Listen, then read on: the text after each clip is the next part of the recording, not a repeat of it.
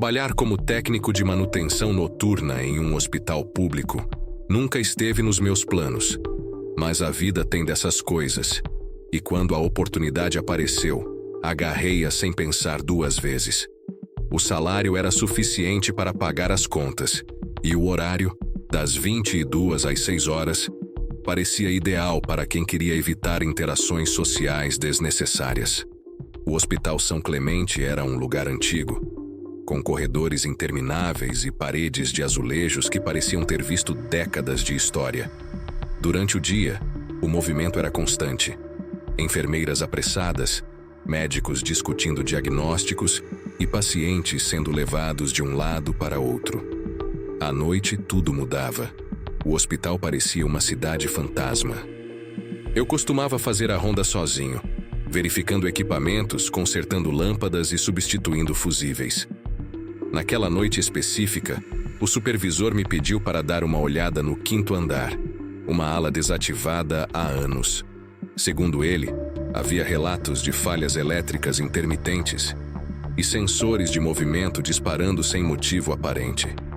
Só o sistema velho, nada que você não consiga resolver, ele disse antes de voltar para o conforto de sua sala iluminada. Subi para o 5º andar com minha caixa de ferramentas e uma lanterna. Ao chegar, a primeira coisa que notei foi o cheiro. Uma mistura de mofo e desinfetante vencido. As luzes piscavam ocasionalmente, e o silêncio era interrompido apenas pelo som distante de equipamentos médicos no andar inferior. Os quartos estavam vazios, com camas antigas empurradas contra as paredes. Um ou outro ainda tinha cadeiras de metal enferrujadas. Enquanto caminhava, percebi que todas as portas tinham placas com nomes gravados. Isso me incomodou. Por que deixar as placas ali se ninguém mais usava o andar? Fui direto para a sala de manutenção, onde estava o painel de controle elétrico. Abri a tampa, ajustei alguns fusíveis e verifiquei os cabos.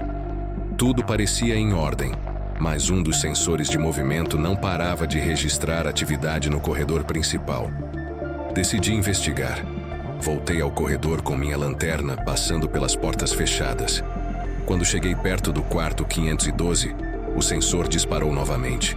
Olhei para a porta e vi que ela estava entreaberta. Alguém aí? Chamei mais para acalmar meus próprios nervos do que por esperar uma resposta. Empurrei a porta devagar. O quarto estava vazio, como todos os outros, mas algo estava fora do lugar. Uma cadeira de rodas estava posicionada no centro da sala, apontada para a janela. Me aproximei com cuidado. Havia marcas de arranhões no chão, como se a cadeira tivesse sido arrastada para ali. Isso não fazia sentido. Quem teria colocado aquilo ali? De repente, senti um vento gelado passar por mim. Virei-me instintivamente, mas o corredor estava vazio. Decidi não pensar muito no ocorrido e voltei ao painel de controle. Resolvi desativar o sensor de movimento daquele corredor específico para evitar mais falsos alarmes. Quando terminei, olhei para o relógio. 3 horas da manhã. Ainda faltavam 3 horas para o turno acabar e eu queria estar o mais longe possível daquele andar. Enquanto descia as escadas, ouvi o som de rodas rangendo. Era baixo, quase imperceptível, mas o suficiente para fazer meu coração acelerar. Olhei para trás e, por um instante, pensei ter visto uma sombra no topo da escada. Apressei o passo e voltei para a sala de manutenção principal, onde fiquei até o amanhecer. Na manhã seguinte, contei o que havia acontecido para um dos seguranças. Ele riu e disse: "Ah, você encontrou o 512? Todo mundo evita aquele quarto. Dizem que era o favorito de uma paciente que morreu ali há anos." Tentei rir junto, mas algo no tom dele não parecia brincadeira. Passei os dias seguintes tentando esquecer o que aconteceu. Convenci-me de que o que vi e ouvi era fruto da minha imaginação e do cansaço. Afinal, o 5º andar estava desativado havia anos. Qualquer coisa que parecesse fora do comum só podia ser explicada por falhas elétricas ou minha mente me pregando peças. Quando chegou o turno da noite seguinte, um frio percorreu minha espinha ao ver que a agenda marcava novamente manutenção no 5º andar. Resisti à tentação de pedir para trocar a tarefa. Não queria parecer fraco ou medroso. Às 23 horas, com a caixa de ferramentas na mão e a lanterna presa ao cinto, subi as escadas que levavam ao andar desativado. Quando a porta pesada se abriu, senti o mesmo cheiro de mofo e desinfetante, mas desta vez havia algo mais.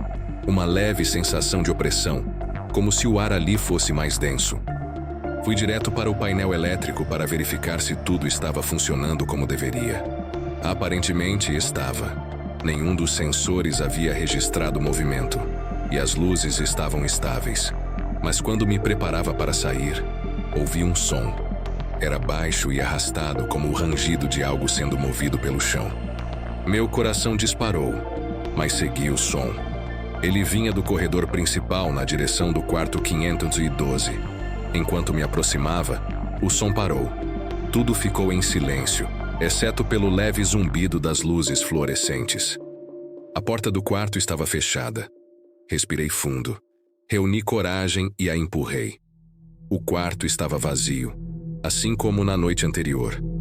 A cadeira de rodas, que antes estava no centro, agora estava encostada na parede. Enquanto observava o ambiente, percebi algo estranho. Uma folha de papel sobre a cama enferrujada. Ela parecia nova, limpa, completamente fora de lugar em um ambiente tão abandonado. Peguei a folha com cuidado e, ao iluminá-la com a lanterna, vi algo que fez minha respiração parar.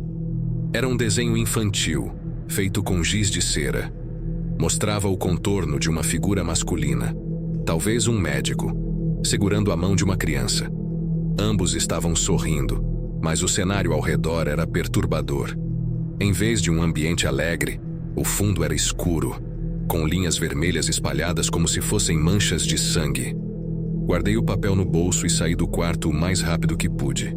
Quando estava prestes a descer as escadas, ouvi passos atrás de mim. Eram leves, mas inconfundíveis. Olhei para trás e não vi ninguém. Acelerei o passo, mas os passos pareciam me seguir. Ao chegar ao térreo, encontrei o segurança na recepção. Entreguei o desenho a ele e contei o que havia visto. Ele olhou para o papel, depois para mim, e disse: "Você precisa deixar isso no 5º andar. Não pode trazer nada de lá para baixo." "Como assim?" perguntei, já sentindo um pânico crescendo em mim. "É uma regra não escrita", ele disse com um tom grave. "Ninguém mexe no que está lá, deixa as coisas onde estão." Relutante, voltei ao 5º andar.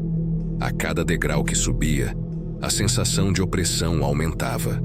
Quando cheguei ao quarto 512, coloquei o desenho sobre a cama e me virei para sair. Mas, antes de alcançar a porta, ouvi algo que congelou meu sangue. Uma risada.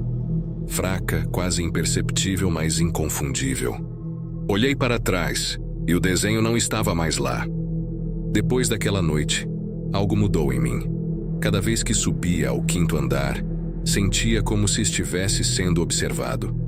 O trabalho, que antes era apenas uma rotina noturna, tornou-se um desafio psicológico. Ainda assim, continuei. Eu precisava do emprego e, mais do que isso, precisava de respostas. 2 dias depois, o supervisor me informou que precisaria de um relatório detalhado sobre as falhas no 5º andar. Isso significava passar uma noite inteira lá, analisando o sistema. Sem alternativa, preparei-me para o que seria uma das noites mais longas da minha vida.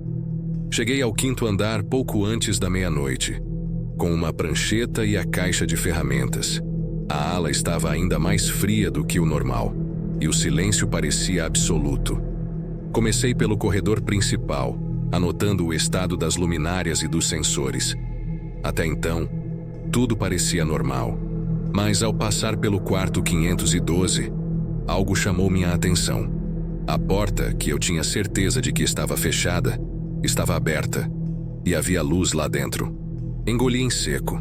Entrei no quarto e vi algo que não fazia sentido. A cama estava arrumada com lençóis limpos e travesseiros no lugar. No criado mudo ao lado havia uma bandeja de metal com restos de comida. Era como se o quarto estivesse sendo usado.